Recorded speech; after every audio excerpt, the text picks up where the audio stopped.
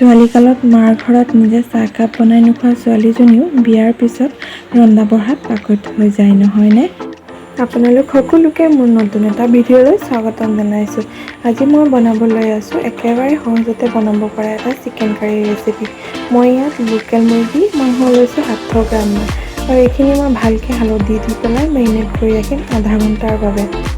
আৰু এয়া মই লৈছোঁ 3টামান মিডিয়াম চাইজৰ পিঁয়াজ, আৰু এইখিনি মই ভালকৈ কাটি লৈছোঁ। আৰু এইফালে মই গেছত কেৰাহী বহাই লৈছোঁ আৰু তেল দি দিছোঁ গৰম হ'বলৈ। তেলখিনি গৰম হৈ অহাৰ লগে লগে মই ইয়াত পিঁয়াজ, নৰসিংহ পাত, তেজপাত, এলাচি, লং এইবোৰ দি দিলোঁ। আৰু এইখিনি মই ভালকৈ লৰাই ভাজি লওঁ যেতিয়ালৈকে পিঁয়াজখিনি ব্ৰাউন কালাৰ হৈ নাহে। আৰু ব্ৰাউন কালাৰ হৈ অহাৰ লগে লগে মই ইয়াত মেৰিনেট কৰি ৰখা মাংসখিনি দি দিলোঁ। আৰু তাৰপিছত মই ইয়াত থেতেলিয়াই লোৱা আদা নহৰু পেষ্ট আৰু লগতে জিৰা, হালধি আৰু জলকীয়া গুড়ি অকণমান দিলোঁ। মই মছলা কমকৈ ব্যৱহাৰ কৰিছোঁ কাৰণ মই মছলা কমকৈ দি খাই ভাল পাওঁ। এই চিকেন কাৰীটোত নৰসিংহ পাত ব্যৱহাৰ কৰাৰ বাবে যে খাবলৈ বহুত টেষ্টি হয় আৰু ইমান ধুনীয়া সুগন্ধ এটা ওলায়। আৰু এইখিনি মই ভালকৈ মিক্স কৰি পেলাই ঢাকি থ'ম 10 মিনিটমানৰ কাৰণে।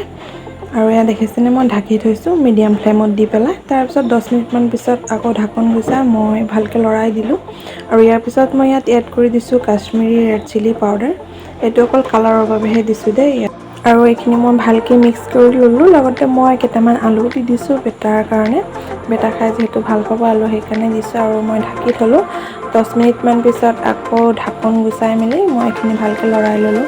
তাৰপিছত মই ইয়াত নিমখ আৰু পানী দি দিলোঁ আৰু একেবাৰে হাই ফ্লেমত দিছোঁ। হাই ফ্লেমত দি 10 মিনিটমান ৰাখিলেই হ'ল।